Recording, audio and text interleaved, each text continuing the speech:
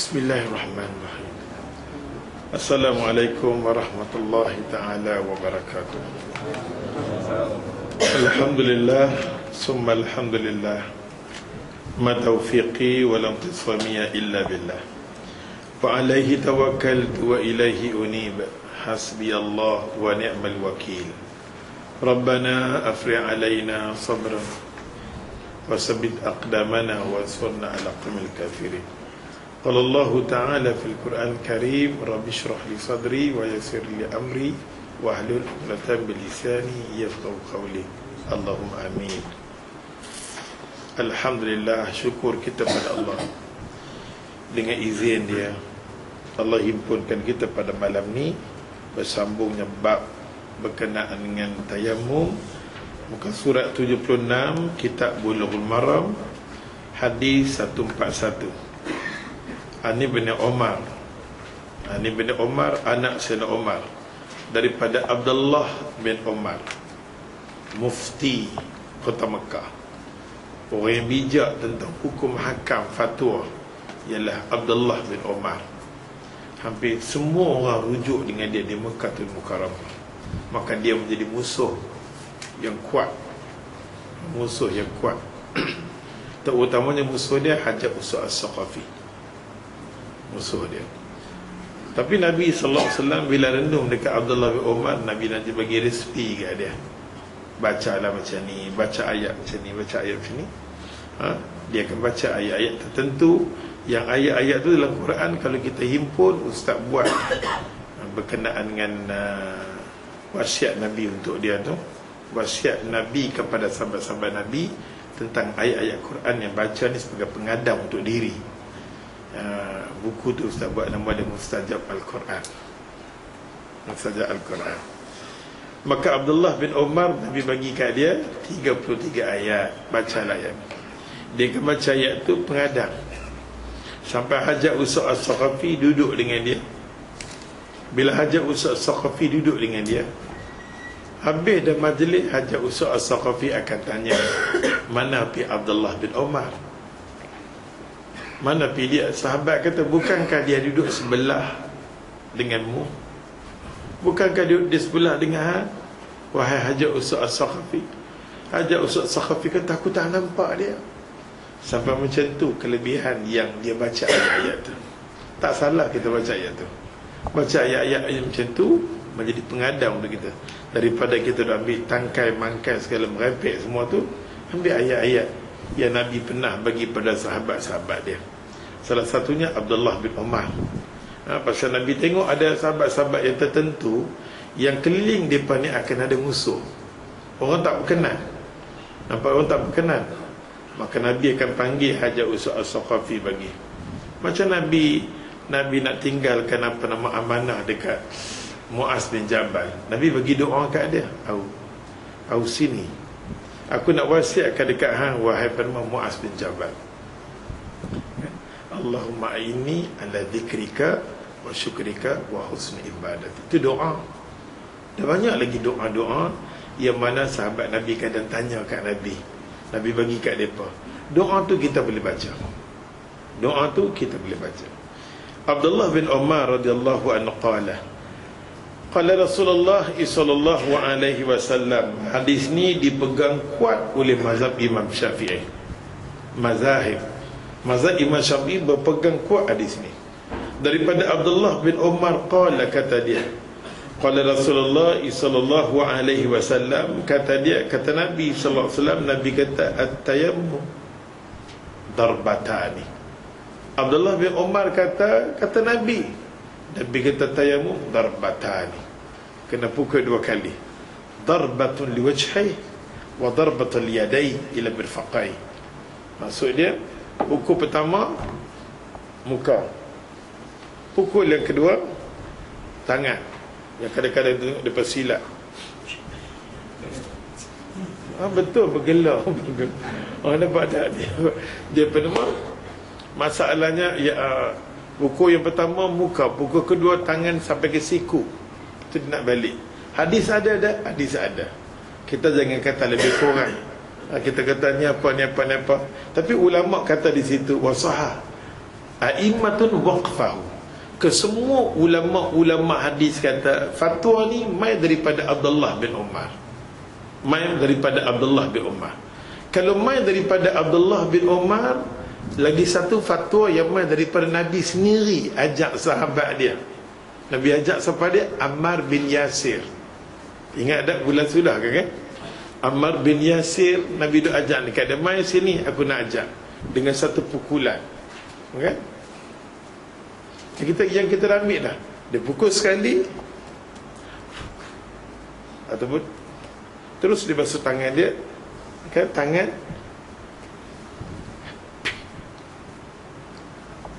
Yang kita tahu Nabi ajak dekat Ammar bin Yasir. Hadis tu muttafaqun alaih, Bukhari, Muslim. Berbanding dengan hadis yang kita baca ni, hadis daripada Abdullah bin Umar, pakar mufti ni, dia kata apa? Dia kata, ya Allah, aku tahu daripada Nabi dua benda ni. Maka ulama kata itu pandangan dia, itu ijtihad dia sendiri. Itu fatwa Abdullah bin Umar. Fatwa Abdullah bin Umar ni, kalau tak ada fatwa Nabi, kita boleh ambil fatwa dia. Tapi kalau dah mai fatwa daripada Nabi, tiba-tiba ada fatwa ijtihad di kalangan sahabat dia, maka kalau ikut hukum yang ni tak dipakai, dah kita ambil yang ni. Dalam bab akidah dia kata, kalau satu benda yang kita kata kebenaran, kesahihan dia terserelah, maka ambil yang ni, menunjukkan satu akidah yang menyelamatkan kita. Kalau kita tahu satu benda yang mai daripada Nabi solid dengan kesahihan, daripada Bukhari dia, daripada Muslim dia, tapi kita tak boleh, kita tak mau juga pegang ni, nak pegang benda lain, ada something nama dia ghaflah dekat diri kita. Kita jenis manusia yang tak boleh terima kebenaran. You all understand? Ya Allah, hadis ni jelas dekat kita. Maka kita tahu bahawa fashion yang jenis tepuk sekali muka, tepuk sekali dia silat tu, yang bersilat tu ada hadis tak? Ada. Hadis dia sahih, bukan dhaif, sahih, yang difatwakan oleh Abdullah bin Umar.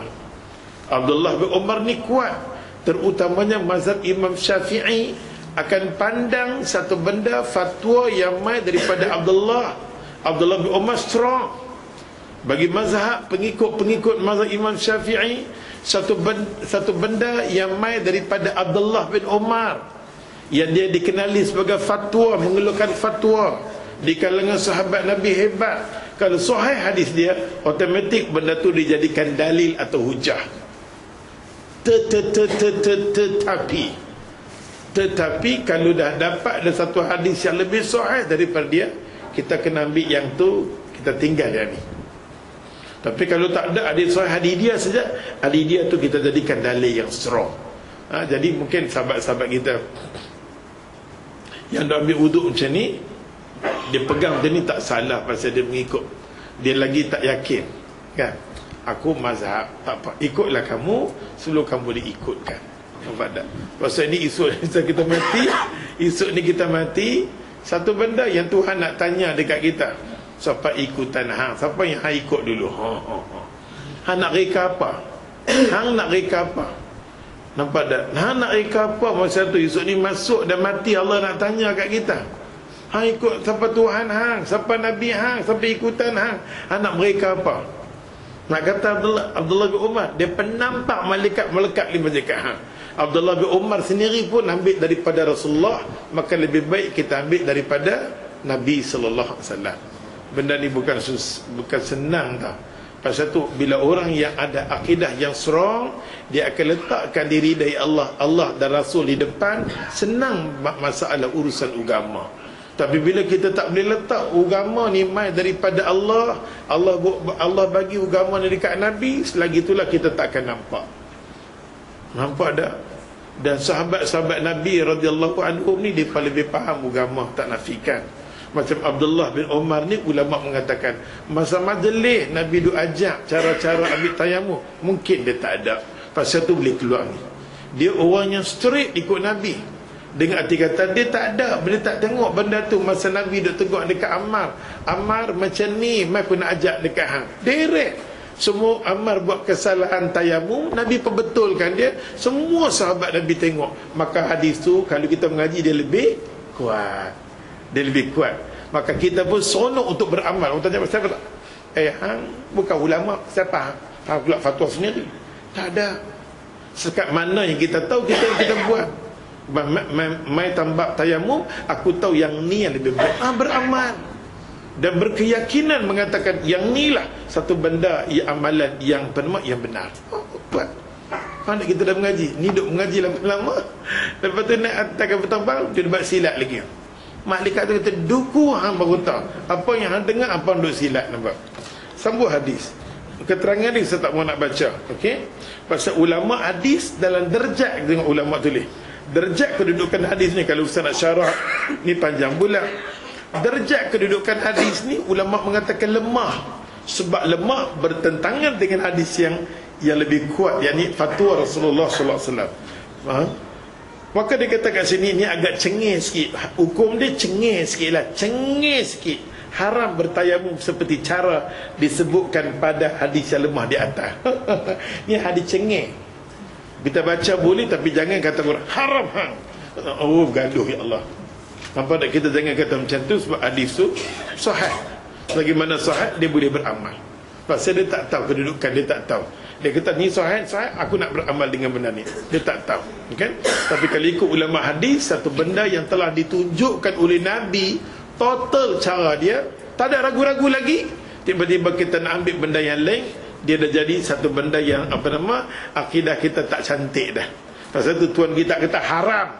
Ni cengih. Ni jenis ni tok guru cengih. Nampak tak? Nak mengaji macam ni, esok ni bila kita dah sampai di Putrajaya, mungkin kita mengaji itu. Nampak dah? Kita ada kebebasan, tak ada siapa pun nak tangkap kita dah. Okay.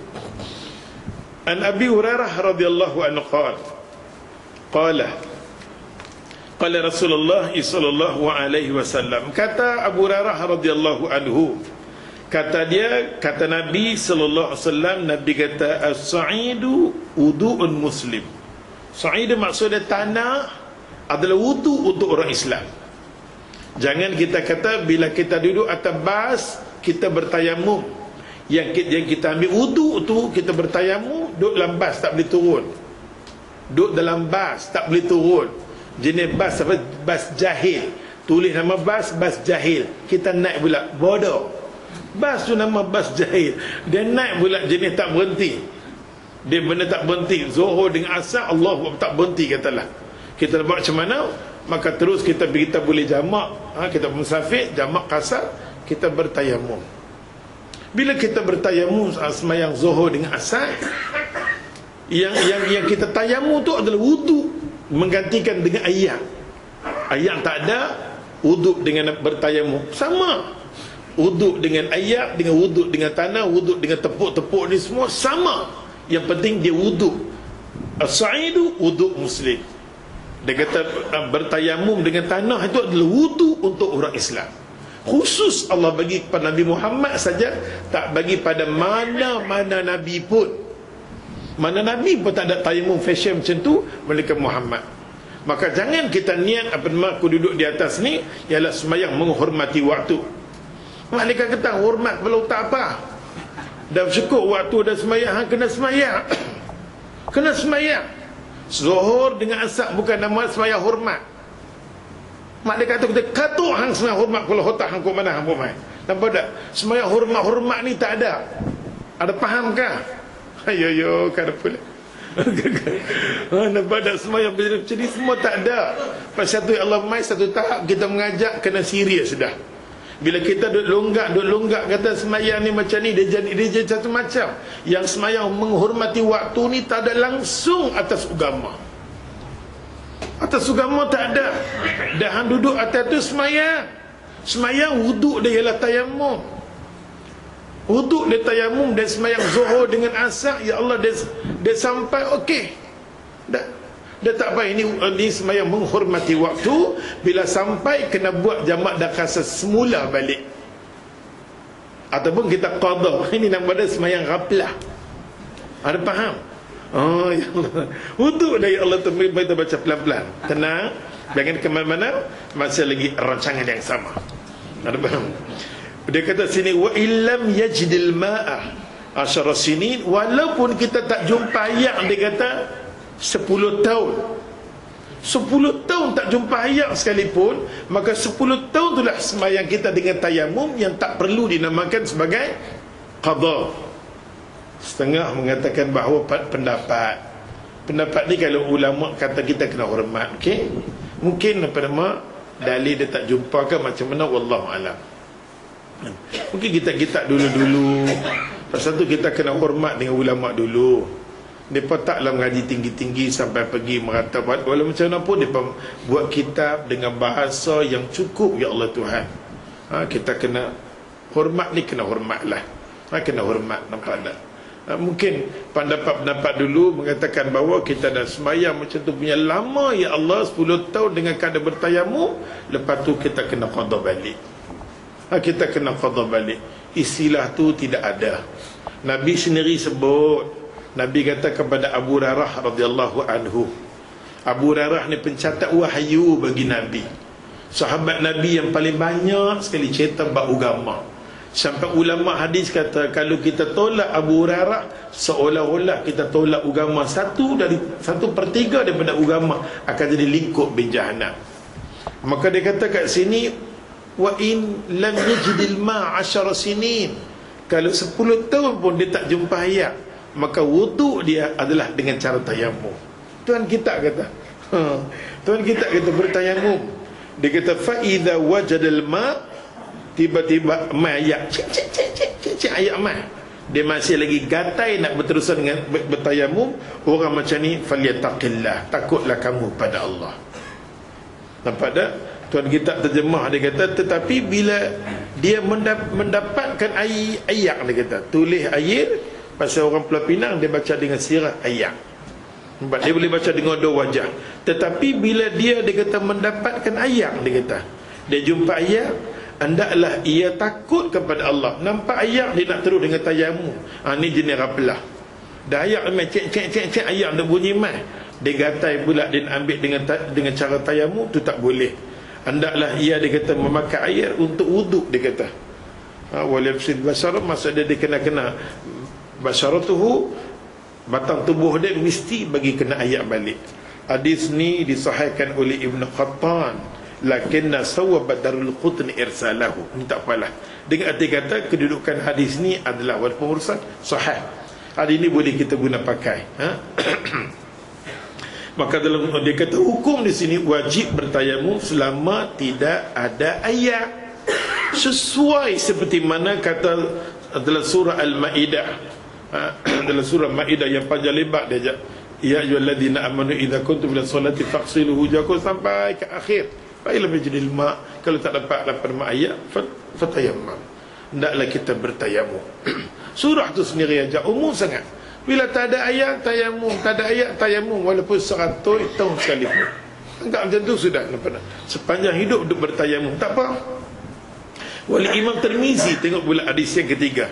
Imam Tirmizi riwayat hadis ni daripada Abu Zar Al-Ghifari.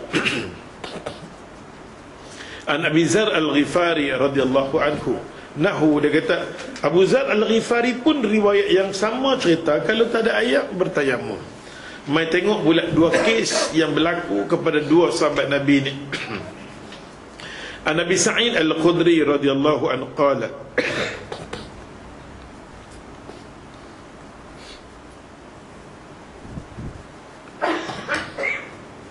An Nabi Sa'id Al-Khudri radhiyallahu anhu qala, kharaja rajulani fi safari, telah keluarlah dua orang laki-laki dalam perjalanan bermusafir. Fahadaratis salah, masuk waktu sembahyang, falaisa ma'ahuma ma, kedua-duanya air tak ada. Dan masuk waktu air tak ada, ya Allah, falaisa, tak ada, dia kata ma'ahumal ma, di sisi depa dua orang ni tak ada air. Fatayammama, maka kedua-duanya pun bertayamum, sa'idan tayyiban, kedua-dua bertayamum dengan tanah yang elok. Fasal layak, maka dua-dua semayang dua-dua ni Allah Tuhan dengan apa nama? Dengan bertayamum.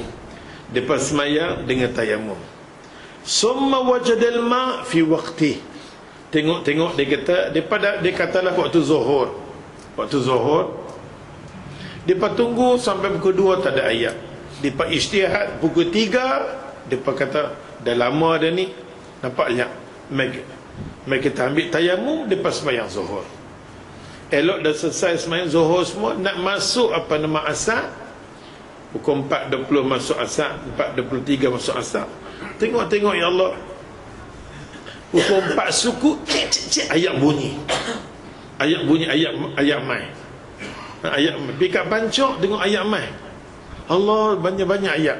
Seorang tu kata, aku nak ulang balik waktu Zuhur duk ada.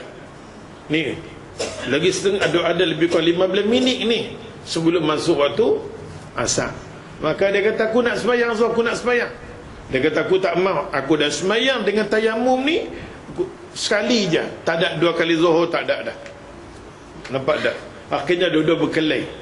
Seorang lagi dia kata, aku nak ambil wudu, aku sembahyang. Aku sembahyang Zuhur balik. Yang tadi sunat, yang ni adalah Zuhur. Seorang lagi, aku tak mau, aku kekal dengan cara tayamum aku. Akhirnya bila dua-dua macam tu, dia kata, jom kita pergi jumpa Rasulullah. Abu Sa'id Al-Khudri radhiyallahu anhu ada. Akhirnya Abu Sa'id Al-Khudri kata, kedua-dua ni Allah jumpa Nabi SAW, minta fatwa daripada Nabi. Ya Rasulullah, apa cerita kami ni? Dua-dua dalam kes ni, nampak tak? Fa'ada ahaduhuma salatu. Seorang daripada tu ulang balik semayang dia. Semayang ulang, wudu pun dia ulang. Summa fa'ada ahaduhuma as-salata wal wudu walam yu'idil akhar. Yang satu lagi dia tak ulang. Semayang dia tak ulang, wudu pun dia tak ulang, dia kekal dengan macam tu. Summa ataya. Kedua-dua tu pergi jumpa dengan Rasulullah sallallahu alaihi wasallam. Kedua-dua nyong pergi jumpa dengan Nabi sallallahu alaihi wasallam. Fa zakara dzalika lahu. Kedua-dua ni ceritakan Nabi, ya Rasulullah, kami ni semayang ambil tayamum. Lepas ambil tayamum, dekat-dekat nak masuk apa nama asar, lebih kurang 15 minit ke 20 minit, ayam tu ada balik kat pancok. Seorang ulang, seorang lagi tak ulang. Macam mana keadaan kami ya Rasulullah? Tengok Nabi jawab apa, dengar. Faqala, tengok jawapan Nabi. Ada faham ke cakap? Ni jawapan Nabi. Kedua-dua ini sahabat Nabi ni lari mereka Nabi. Abu Sa'id Al-Khudri duk tengok semua ni dua-dua ni. Akhirnya ya Allah, faqala lilladina lam yu'id. Tengok Nabi kata, faqala lilladina lam yu'id. Aku nak bagi tahu kepada sahabat yang dia tak ulang wudu dia, tak ulang sembahyang dia dapat apa? Nabi kata asabta sunnah. Hang dapat sunnah. Hang betul-betul ikut sunnah. Hang tak ulang balik sembahyang hang tak ulang balik wudu hang. Allahu akbar. Ni Nabi bagi tahu. Maka Nabi kata Nabi bagi tahu kat dia, wa ajazka. Maka Nabi kata dekat diri hang dapat apa? Pahala. Jaza.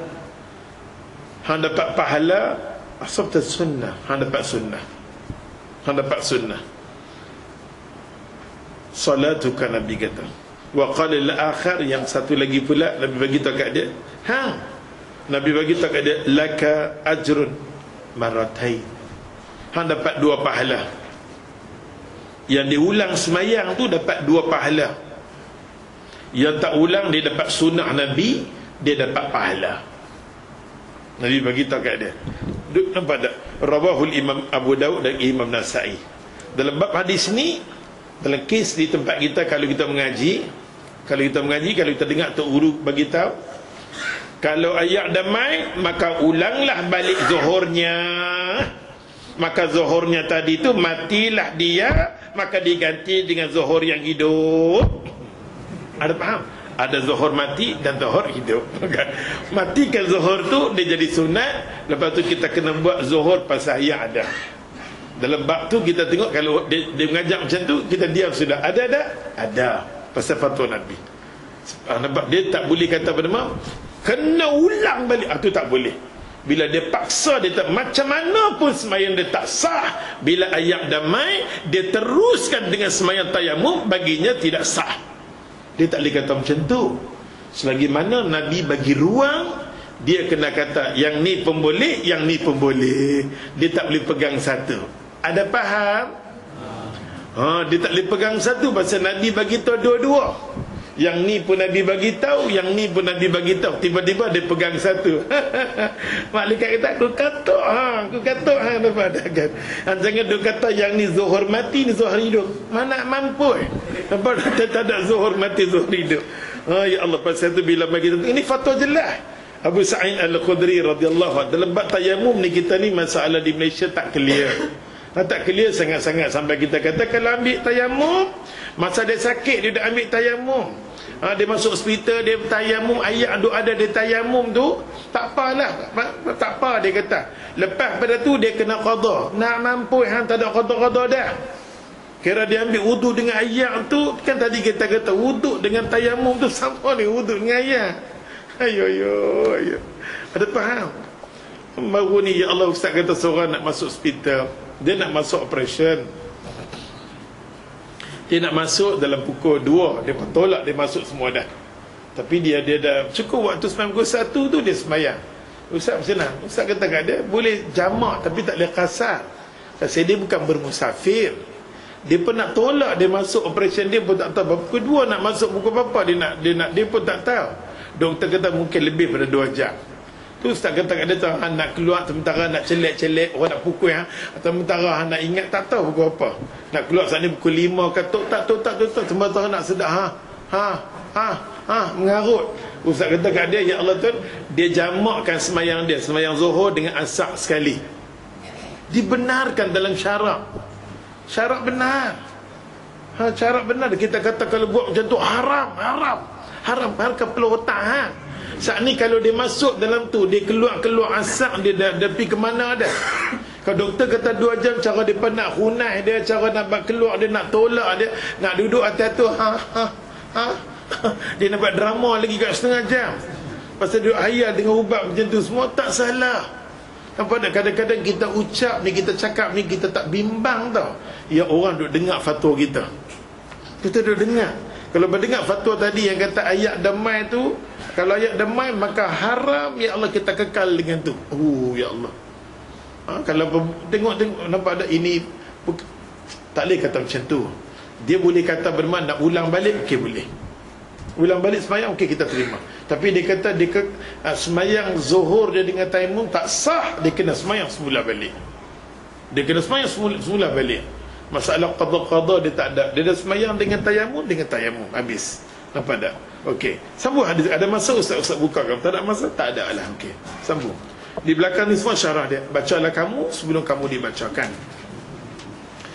Ya Allah, cuma tuan kitab ni kata hukumnya mengulangi solat, dia kata setelah mendapat ayat, kerana sebelumnya melakukan solat dengan bertayamum adalah sunnah Rasulullah. Itu sunnah Nabi pernah buat macam tu. Daripada Abdullah bin Abbas, di kalangan sahabat Nabi ni banyak bercakap berkenaan dengan tayamum. Dia ni bercakap mai, dia ni bercakap mai, tapi mai sejak Abdullah bin Abbas, semua sahabat Nabi diam. Dia pakai fatwa. Nabi doa dekat dia, Allahumma faqihhu fid din. Ya Allah Tuhan, cerdikkan dia agama, bagi faham dekat dia agama. Di kalangan sahabat Nabi yang tak faham ni, insya-Allah dia akan fahamkan. Pasal tu bila mana di kalangan sahabat Nabi hang cakap mai, aku cakap mi, metan dia cakap, semua berhenti. Semua berhenti. Ini kelebihan Abdullah bin Abbas. Tengok Abdullah bin Abbas kata apa? Fi qawlihi azza wa jalla. Abdullah bin Abbas terjemah ayat Al-Quran Karim. Pasal dia berkenaan dengan ayat ni, dia tahu. Sahabat Nabi bila main ayat ni nganga, ya Allah, semua tunggu daripada mulut dia. Sahabat Nabi ni kalau baca Quran, sami'na wa ata'na. Bila mereka dengar saja daripada mulut Abdullah bin Abbas mentafsirkan Quran, mereka pun ikut sikit langkah mulutnya keluar daripada Abdullah bin Abbas. Pasal Nabi doa dekat dia, fa'alimu ta'wil. Dia pandai selok-belok untuk mentakwilkan ayat Quran adalah Abdullah bin Abbas. Abdullah bin Abbas nak mentakwilkan wa in kuntum marda aw ala safarin, dalam hadis ni. Abdullah bin Abbas baca ayat ni, wa in kuntum marda au ala safarin, dan sesungguhnya kalau kita dia kata sakit ataupun kita bermusafir. Orang yang bermusafir, orang yang orang yang sakit, dia kata qala idza kanat, dia nak cerita berkenaan orang sakit. Dia cerita ayat ni walaupun dia cerita dua. Kalau kamu, dia kata sakit, atau kalau kamu bermusafir. Tapi hadis ni dia nak fokus tentang sakit saja. Tentang musafir nanti jumpa tang lain. Menunjukkan kita bermusafir walaupun ada ayat ada. Tapi kita musafir, kita boleh pilih untuk bertayamum. Ada faham? Hampa faham tak faham, hangguk sudah. Nampak tak? Kita kena paksa diri kita faham mengikut cara Quran. Quran kata macam tu. Mana boleh ni masalah ayat. Ayat ada mana? Kepala otak hang dia bagi kelonggaran. Ayat ada tapi kawan tu sakit. Dia sakit, agama bagi. Agama bagi walaupun dia rasa agama dia sakit otak kata.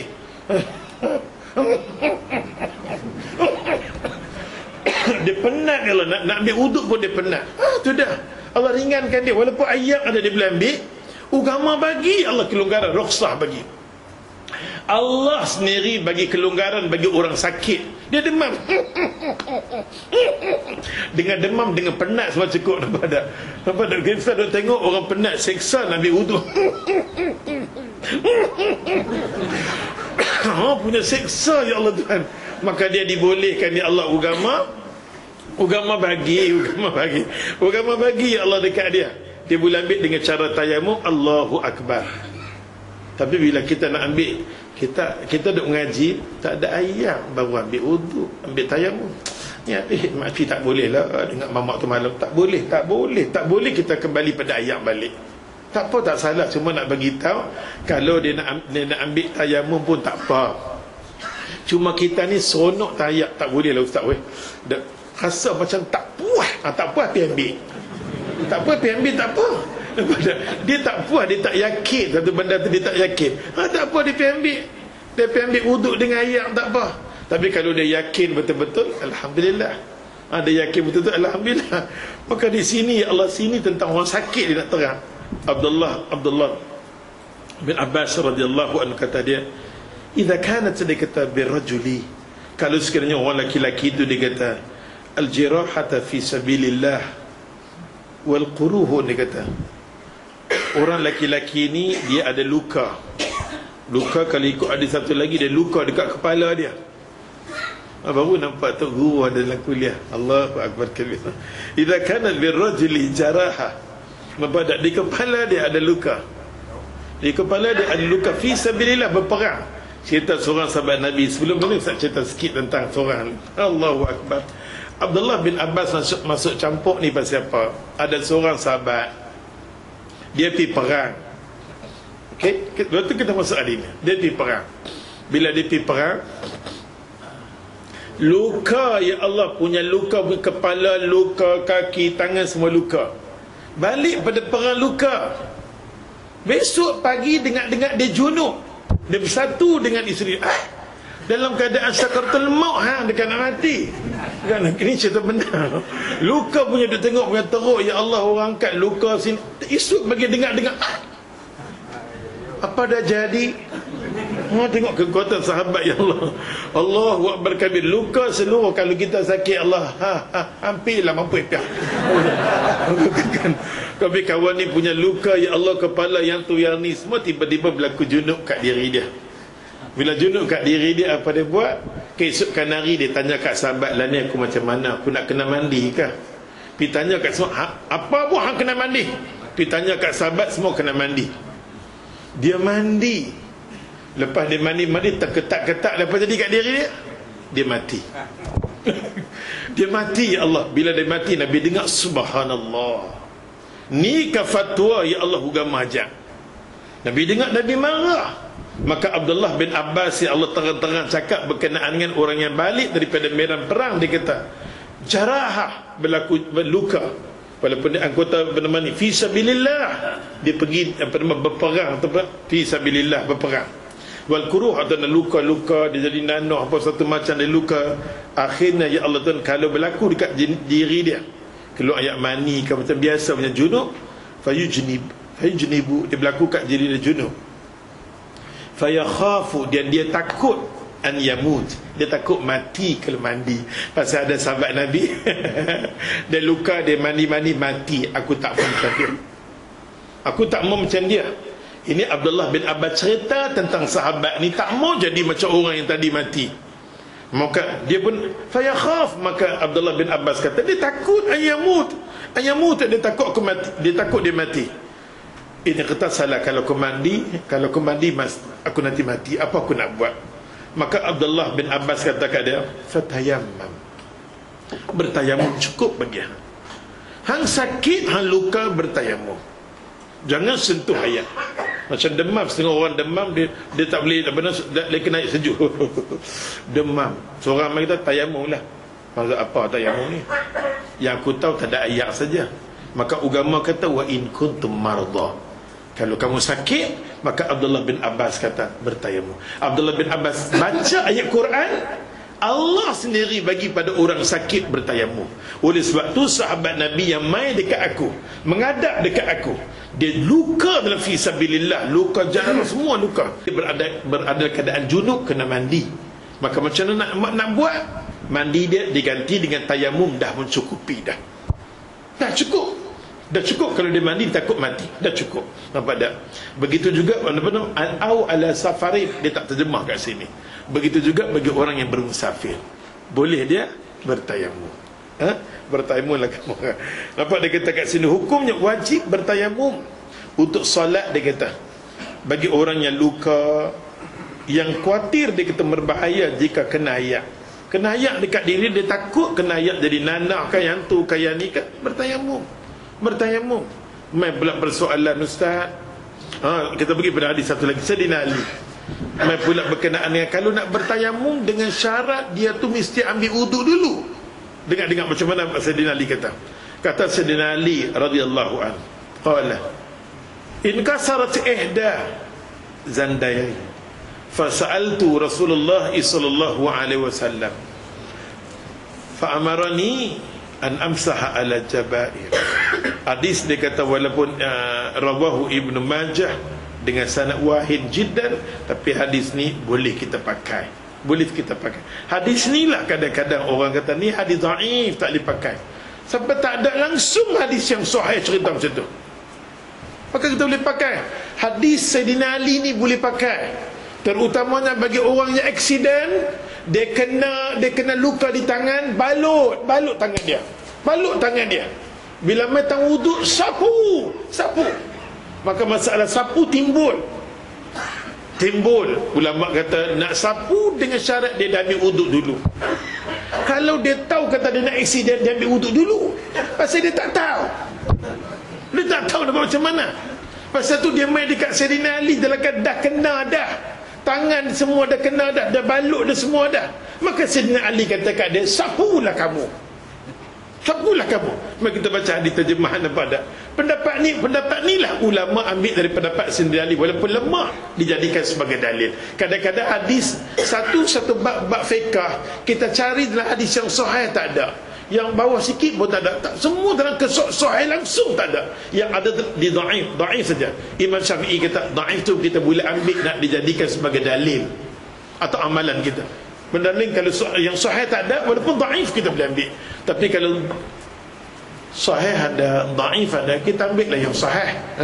Maka Sayyidina Ali kata, ia berkata, satu di antara dua, dia kata penghilangan tangan dia kata saya retak, tangan saya dah retak dah ya Sayyidina Ali. Lalu saya bertanya kepada Rasulullah, pergi tanya kat Nabi, maka baginda perintahkan saya untuk, dia kata untuk balut ni, dia kata untuk balut ni, macam mana keadaan aku? Maka dia pergi kat Sayyidina Ali kata yang balut sapu sudah. Walaupun hadis ni ulama ulama hadis melemahkan hadis ni, macam mana pun hadis ni boleh diguna pakai. Hukumnya dia kata kat sini, orang yang luka apabila hendak solat, dia kata cukup bertayamum saja tanpa wuduk. Kalau dia luka lah, Dalam ni Sayyidina Ali duk ajak dekat dia, kalau luka di kawasan tempat wuduk luka, dia boleh bertayamum. Dia boleh bertayamum. Masalahnya Ustaz, tayamum campur dengan wuduk dah, dia tayamum. Dia tayamum cukup dah. Dia tak campur tayamum. Dia tak boleh campur. Kadang-kadang kita ni kata yang ni semua kena ayat, yang ni tak niat tayamum. Kepala otak sama ada tayamum, sama ada wuduk, dia tak boleh dua.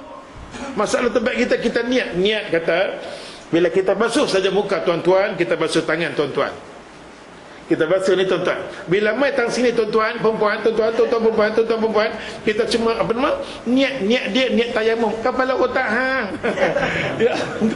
dia kalau kita nak basuh dengan ayat sekalipun, mai tang sini sikit ayat tu. Dia masuk kategori wuduk dengan ayat. Tapi kalau kita tak mau kena ayat langsung, terus kita bertayamum saja. Walaupun dengan syarat tempat ambil wuduk tu yang luka. Kepala ke? Dia ada 4 tempat kan? Kepala. Lagi mana? Ya. Ya ayyuhalladzina amanu idza kuntum ila sholati faghsilu wujuhakum wa aydikum ilal marafiq wa amsa bi ru'usikum wa arjulakum ilal ka'bayn. Ada 4 ni ya Allah. Yang pertama pertama dia punya muka. Kalau kena muka, ya Allah, luka semua, ya Allah, kita tak payah tang sini tayamum, kat sini wuduk. Tak payah sama ada dia nak ambil wuduk dengan ni. Kalau ambil wuduk, dia sapu. Cuma tang ni main tang tempat yang dia balut macam tu, sudah cukup. Tu je. Nampak tak yang diajak oleh Sayyidina Ali. Ulama tak kata wuduk dia mesti campur dengan tayamum. Tak ada. Wuduk dengan tayamum dia tak ada. Mesti wuduk saja ataupun dia bertayamum. Bila wuduk walaupun tempat tu tak kena ayat, dia sapu atas tu. Cukup. Sah. Kita tak boleh kata dia dengan syarat nak sapu di atas mesti wuduk dulu. Dia tak tahu aksiden. Kalau dia tahu dia awal-awal lagi ambil wuduk tu aksiden, dia tahu dah. Okay. Allahu akbar kabir, habis bab tu. Ya Allah, sambung hadis ya Allah daripada Jabir bin Abdullah radhiyallahu anhu fi ar-rajuli alladhi suja faqtasala famata. Yang tadi kita cerita, yang seorang ni Allah Tuhan berfirman, Jabir bin Abdullah radhiyallahu anhu, cerita tentang lelaki yang luka parah dia kata pada kepalanya. Ni yang Ustaz cerita tadi tu. Faqtasala, maka dia pun mandi. Sebab dia pergi jumpa dengan sahabat. Lah ni dah buat macam mana ni? Aku dah junub semua, dah buat macam mana? Maka ya Allah, maka sahabat kata kena mandi, dia pun mandi. Famata, sampai dia mati. Bila dia mati, Allah Jabir bin Abdullah radhiyallahu anhu ajak yang sebagaimana kata Nabi sallallahu alaihi wasallam. Nabi kata apa? Innama kana yakfi an yatayammam. Cukup dengan bertayamum, tak payah apa nama? Dia mandi. Dia mandi, nampak tak? Hadis ni tak payah kita ni Ustaz dah cakap tadi dah. Kita masuk pada hadis yang seterusnya. Pasal saya nak bagi habis bab ni, boleh? Datuk.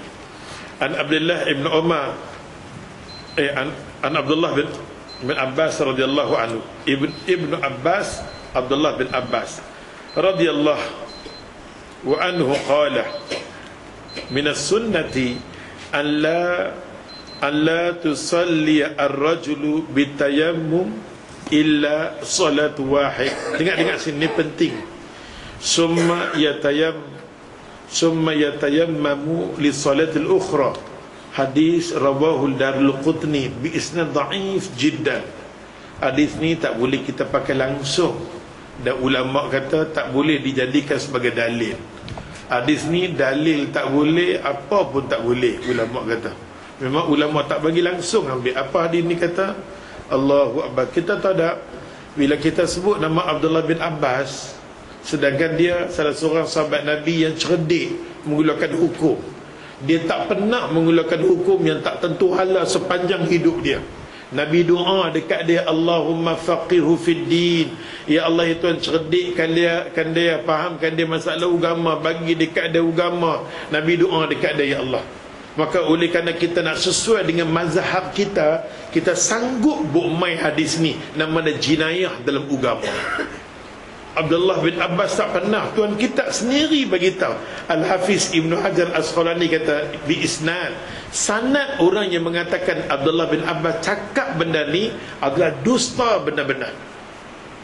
Tak ada satu sanad pun daripada Abdullah bin Abbas cakap macam tu. Dia kata minas sunnah. Kalau ikut sunnahnya, ikut sunnah dia kata la tusalli ar-rajulu bitayammum. Jangan mana-mana orang semayang, dia kata semayang dengan apa nama, dengan satu tayamum banyak semayang. Kalau boleh satu tayamum satu semayang, satu tayamum satu semayang. Dia tak boleh ambil dengan satu tayamum tu dia semayang zuhur, lepas tu dia semayang asar. Kalau wuduk dia tak batal. Katalah kita ambil apa nama, kita duduk, kita sakit, kita tak mau jamak semayang, kita khasar pun tak mau, kita semayang zuhur, tapi kita tengok diri kita tanda-tanda batal wuduk apa pun tak ada. Masuk asar automatik dengan keadaan tak batal, yang kita ambil tayamum dengan tak batal, kita boleh sembahyang asar dengan satu tayamum. Tapi tuan, ya Allah, tuan kita Al-Hafiz Ibn Hajar Asqalani bukmai hadis ni. Ada orang kata Abdullah bin Abbas keluarkan fatwa satu sembahyang satu tayamum, tak boleh buat 2-3 kali tayamum. Benda ni jinayah dalam agama. Agama tak kata macam tu. Hukum pasal hukum wuduk ni, hukum tayamum sama. Hukum wuduk, hukum tayamum, hukum dia sama. Maka apa dia kata kat sini? Menurut sunnah dia kata. Ada orang kata menurut sunnah. Kalau ikut sunnah, satu semayang satu tayamum, itu tak benar. Fitnah yang main daripada apa nama, orang sandarkan diri daripada Abdullah bin Abbas, bahawasanya tidak boleh seseorang solat dia kata dengan tayamum, melainkan sekali tayamum satu solat saja, kemudian bertayamum lagi buat solat yang lain. Hadis ni ulama kata dhaif jiddan, lemah, sangat-sangat lemah, yang tak boleh dibawa sebagai hujah. Hukumnya satu kali tayamum boleh dia kata untuk beberapa kali solat selama tidak batal wuduk kita. Selama kita tidak batal wuduk kita, ya Allah, ya Tuhan. Bab berkenaan dengan apa nama, bab seterusnya, bab yang ke-10, bab haid.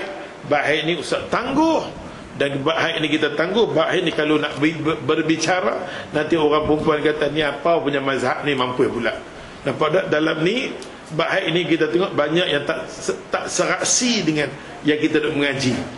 Sebagai satu contoh sudah tengok dalam apa, tengok hadis ni banyak tergujut, banyak tergujut.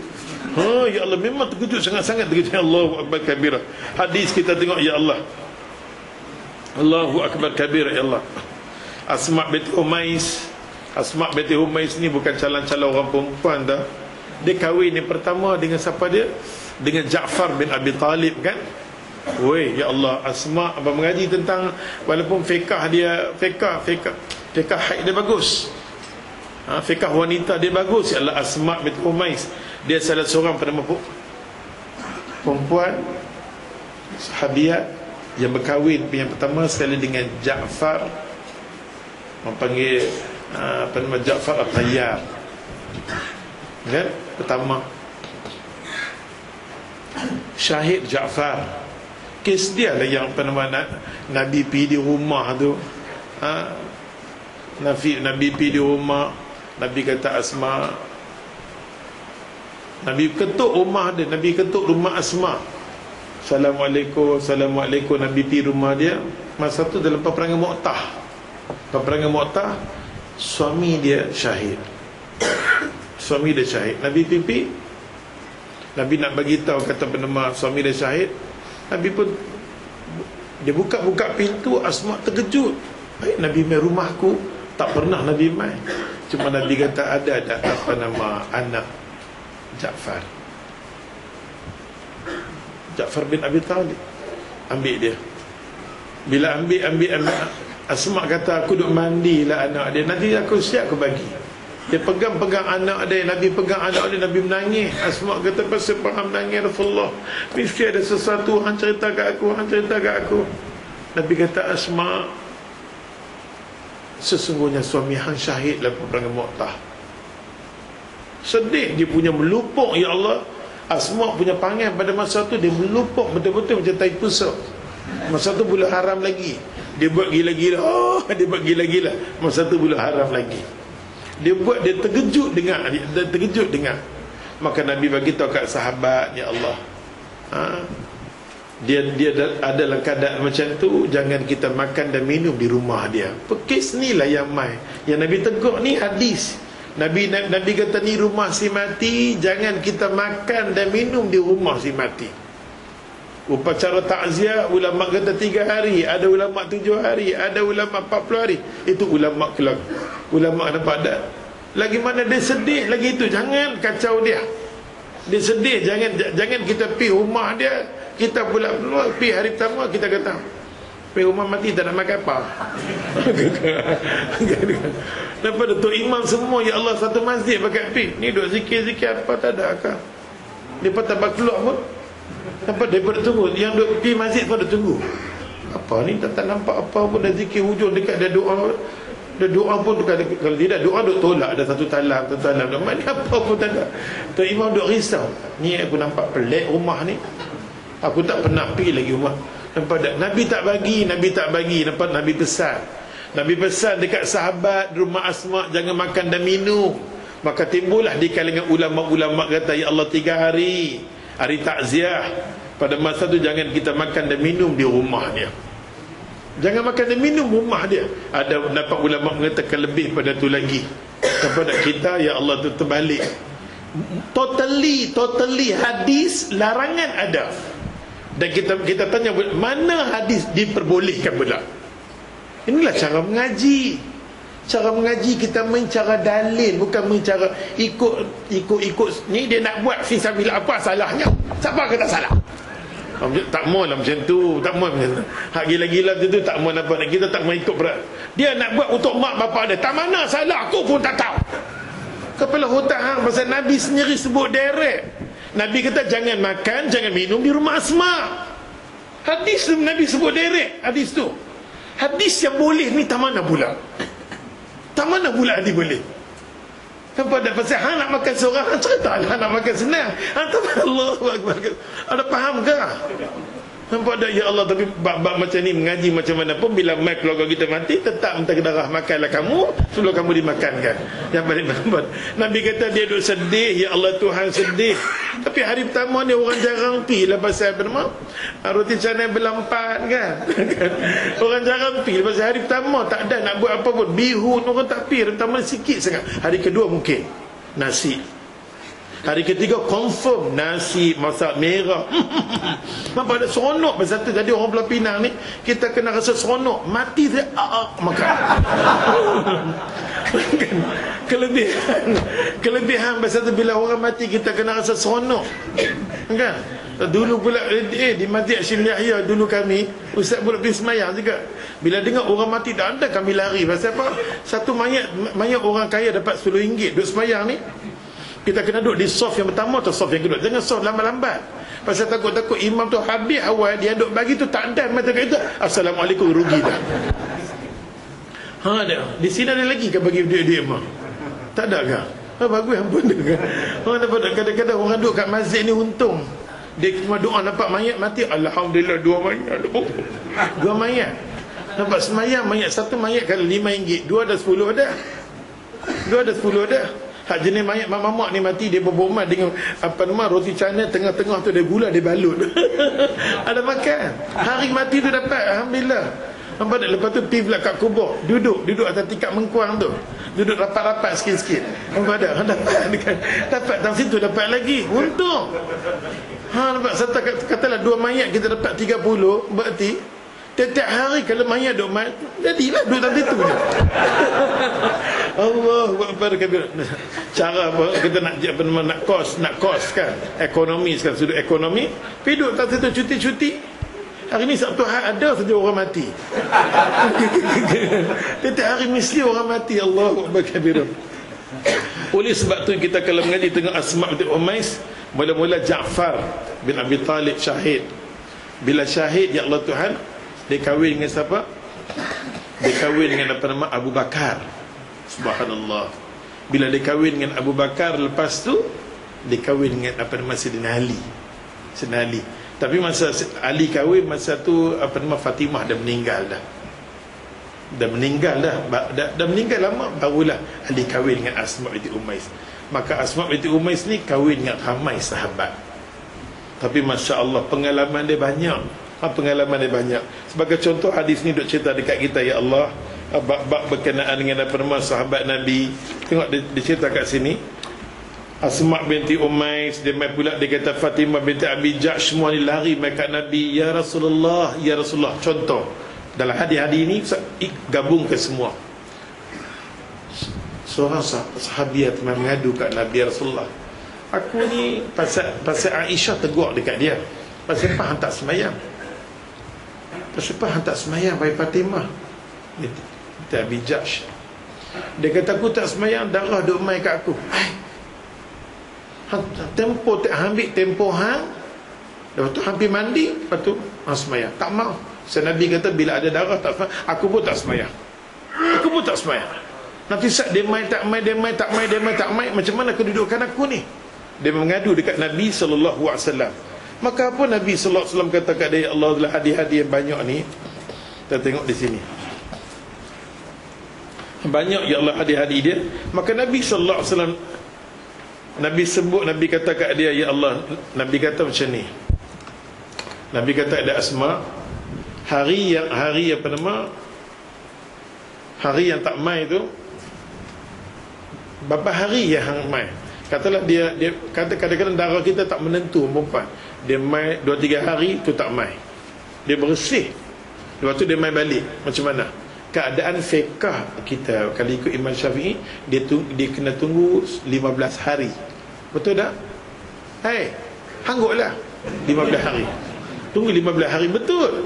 Tunggu lepas 15 hari dia mandi, walaupun keluar itu istihadah. Tunggu sampai 15 hari. Walaupun dia 2 hari dia mai, 2 hari ketiga, kali keempat okey. Kelima dia mai pula. Lepas tu dia tak mai pula. Nampak tak? Dia bagi mazhab kita tunggu 15 hari dia tak payah semayang. Lepas pada tu dia mandi, dia kena semayang. Walaupun keluar itu istihadah. Betul? Hangguk sudah. Okey. Tapi kalau kita tengok di sini, kita baca Nabi sallallahu alaihi wasallam kata kat dia, masa yang hang tak mai tu kata 15 hari.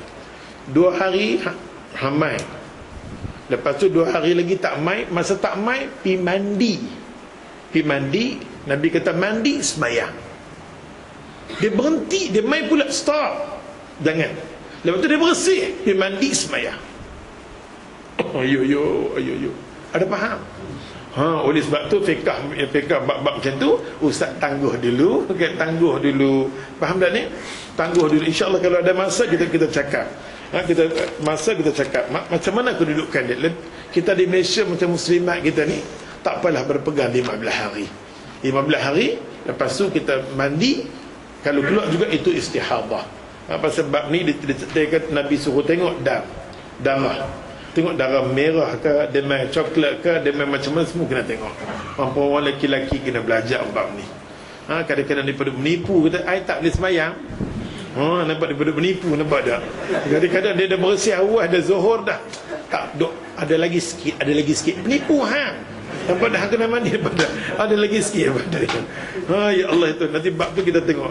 Termasuk bab sikit je, Alamak. Termasuk bab sikit je, boleh tak sikit? Bab sikit je. Bahagian yang kedua, muka surat 88. Kita di sini agak lambat sikit. Kita ambil satu hadis ni pun jadilah. Kalau apa nak balik, ustaz doakan hujan lebat ya Allah Tuhan. Muka surat 88, hadis ni bagus ya Allah Tuhan. Bab salat. Bila kita dah masuk bab salat ni, kita kena mengaji agak pelan-pelan, detail-detail, agak kena mengaji pelan-pelan. Masuk bab solat je kita kena mengaji slow and steady. Pasal ni salah satu amalan penentu bagi semayang kita. Nak bagi tentu semayang kita masuk waktu macam mana, kita nak tahu. Kadang-kadang kita nak semayang zuhur, kalau kita tengok bila hadis ni, nampak dah, aku yakin dah masuk dah ni. Kita yakin betul-betul yang kita mengaji boleh masuk. Tapi janganlah buat kerap boy. Kita ikut macam mana waktu kita semayang. Tapi kadang-kadang kita macam ustaz, macam nak pergi mengajak mana-mana subuh, jauh tempat tu, ustaz tengok subuh dah masuk, tengah-tengah semayang dah, sampai-sampai terlibat. Mesti kita yakin. Kadang-kadang di Malaysia ni subuh dah masuk awal dah, dah masuk dah awal dah masuk jauh dah, baru kita azan. Nampak tak? Kita tengok hari ni bab bin ajak kita bab solat. Yang pertama sekali, jaga waktu semayang. Dia kata waktu solat. Tak lain dia tak bulan kita, bila kita cakap saja masalah pada masa semayang, ibadat, kita akan jumpa salah seorang sahabat Nabi kata pada ahlul ibad. Kalau nak tahu masalah semayang, nak tahu masalah ibadat, sahabat Nabi nama dia Abdullah bin Amr bin As. Nabi panggil kat dia ahlul ibad, orang yang rajin beribadat. Dia kalau boleh nak ikut totally cara Nabi. Macam mana Nabi boleh panggil kat dia macam tu? Bila Nabi dapat apa nama puasa, dia ikut Nabi. Nabi tak makan, dia pun tak makan. Akhirnya bila Nabi suruh dia makan, dia tak mau. Ya Rasulullah kan tak makan, aku tak mau makan. Ya Allah, Nabi sallallahu alaihi wasallam kata, adakah hang sama dengan aku? Yut'imuni rabbi wa yasqini. Aku Tuhan bagi makan dan minum masa aku tidur. Hang sama macam tu tak? Tapi Nabi bimbang, dia ikut juga Nabi. Nabi peringkat awal Nabi puasa, Nabi tak makan tak minum. Masa buka puasa Nabi makan tak minum. Punya seronok kedatangan syariat puasa tu, Nabi seronok. Dia nak ikut Nabi. Nabi dah bimbang dah, Allahu Akbar. Nabi dah bimbang, sangat-sangat Nabi bimbang tentang dia. Tapi bila Bilal umum kata esok raya, dia terpaksa buka, Alhamdulillah. Kalau tidak, dia dah puasa lagi, nanti mampus. Oh, nampak? Dia nak ikut Nabi. Ya Allah, macam mana Allah suruh Nabi, aku nak ikut. Walaupun Nabi kata buka, aku kata buka, dia tak kata lah macam tu. Nampak tak? Nabi nak suruh dia buka, dia tak mau. Yang kata pasal tu, Nabi panggil gelaran dekat dia ahlul ibad. Orang ni Allah nak buat ibadat macam Rasulullah sallallahu alaihi wasallam. Sampai dia jaga waktu sembahyang. Ulama ambil hadis dia daripada Abdullah bin Amr bin As.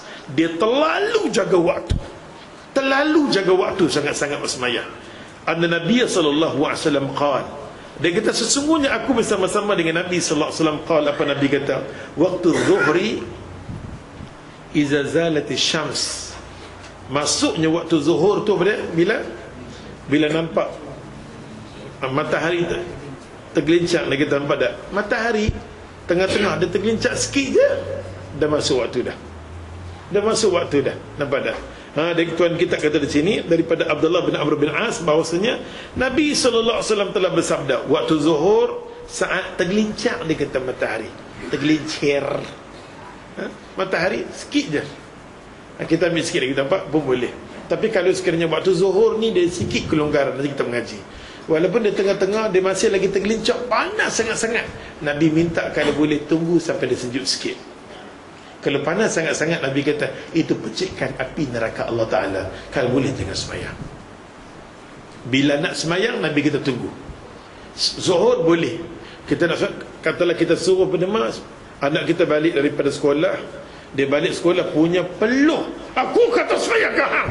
Dia kata setengah dah. Mak ni punya cengeng nak mampu. Mak jenis jaga waktu.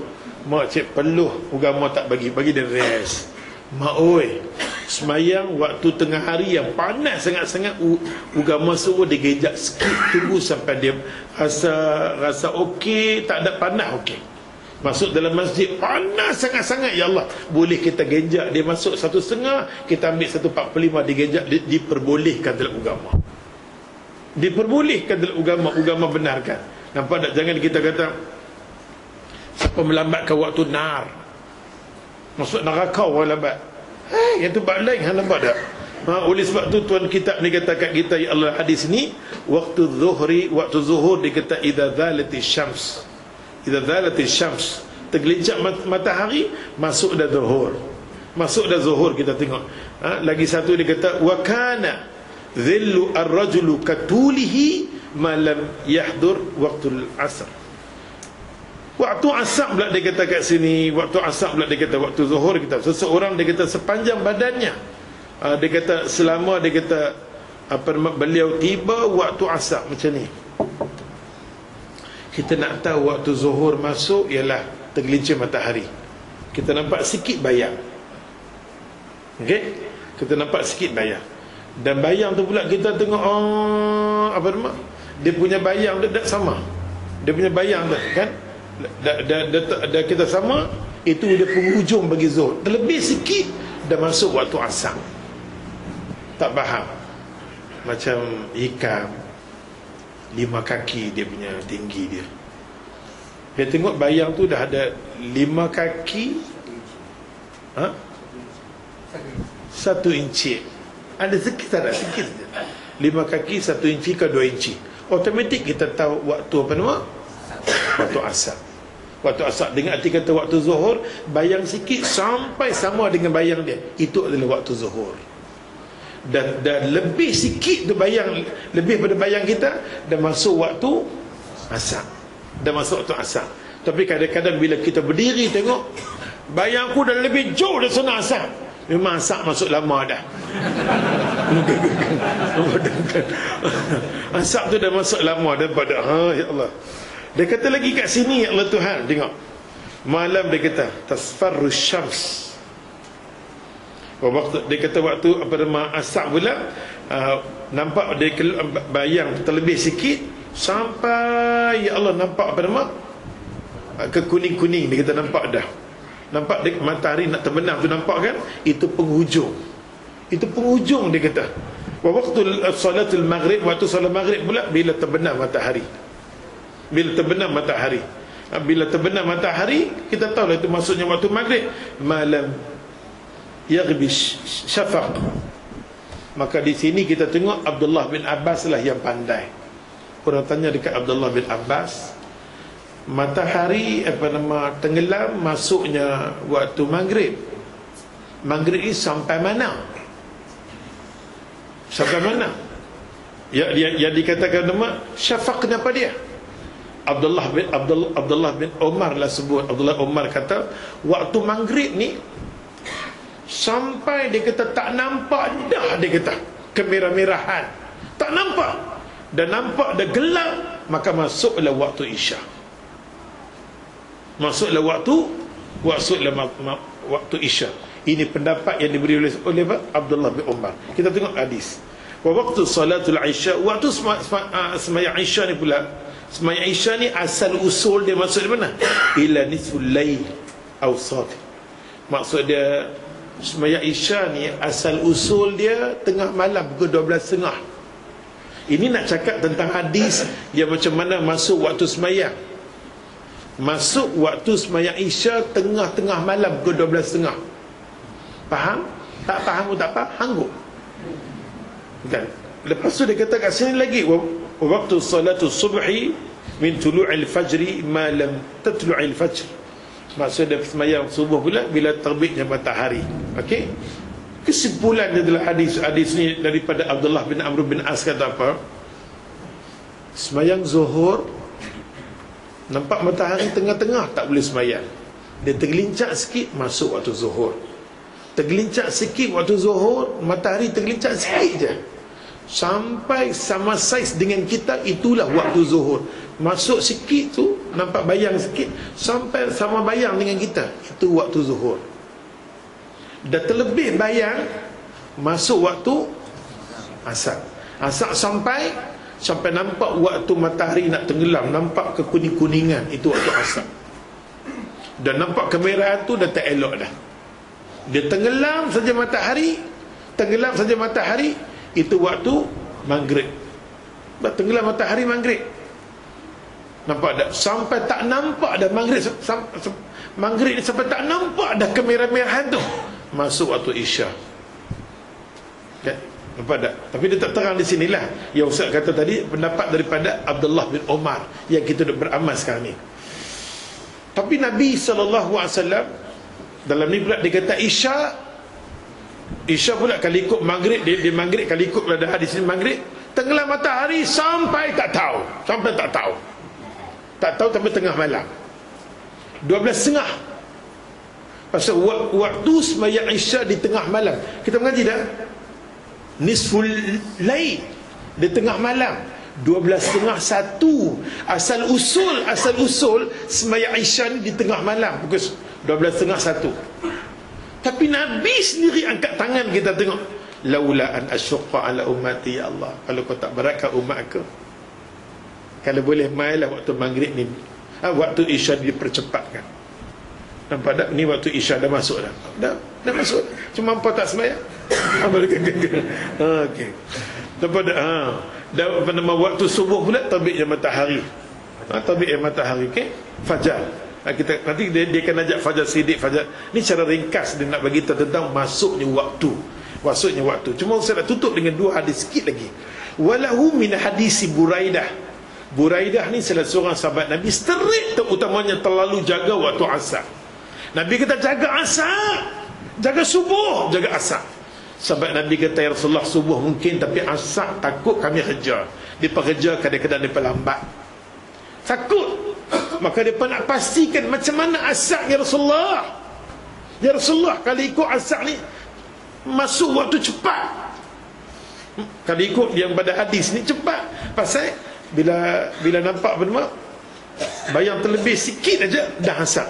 Kalau kita azan asar, kita berdiri, Allah bayang kita, sadaqallahul azim, menunjukkan asar dah masuk lama. Maka Nabi kata jaga sembahyang asar. Nabi kata esok ni insya-Allah ditakdirkan Allah Ta'ala, mungkin ada ulama kita yang akan bantu kita betul balik. Nampak tak? Betul balik. Pasal hadis dia ada, hadis yang sahih dia ada ajak dekat kita, waktu asar tu dia kena masuk agak awal sikit.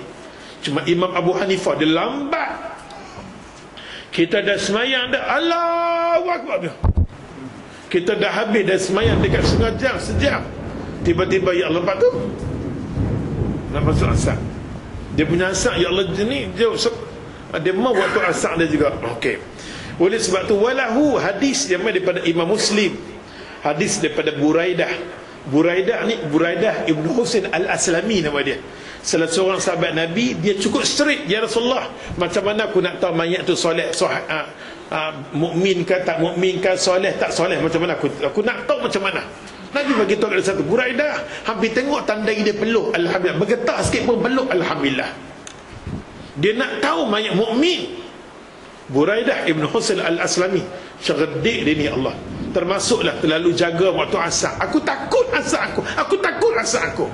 Orang mukmin yang kadang-kadang boleh ada ciri munafik ni, dia tak boleh jaga asar dia.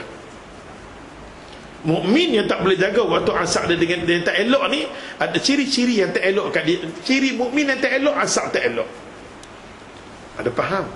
Oh ya Allah, pasal tu fil asri, aku nak tanya tentang asar ya Rasulullah. Wasyamsul bayda naqiyah. Buraidah kata, wallahi aku semayang dengan Nabi asar, aku nampak matahari ya Allah ya Tuhan putih lagi macam zuhur. Kalau kita semayang asar ni kita faham, gelap-gelap tu nak gelap dah, nak hujan. Ya Allah. Wa min hadisi Abi Musa Asy'ari. Abu Musa Asy'ari ni Allahu Akbar kabira, dia salah seorang sahabat Nabi. Dia kata, aku jaga sangat-sangat semayang asar aku, wasyams murtafi'ah, aku duduk semayang asar, aku tengok matahari duduk tinggi lagi. Kita semayang asar, matahari duduk dekat. Okay? Ni kita duduk belajar tentang matahari waktu asar, dengan arti kata asar kita tak cantik, kita kena akui. Okay, bila main hadis, jangan kita kata juru falak. Okey lah, falak. Mau tak mau ya Allah, falak kena menuju kepada panama agama menuju. Bila kita lari sikit dah sepatutnya kena azan, orang dia dah azan dah. Pasal azan ni satu dunia azan. Elok sini azan, orang dia azan. Tak ada henti. 24 jam ya Allah, semua makhluk berkumandang ya Allah, seluruh dunia. Jadi kita kena jaga waktu dia. Waktu asar ni paling sangat-sangat kita jaga. InsyaAllah bulan depan kita memang kita nak tengok macam mana sahabat-sahabat Nabi semayang zuhur, macam mana mereka semayang asar dengan semayang subuh. Nabi kata, ya Allah, umat aku paling baik sekali jaga semayang.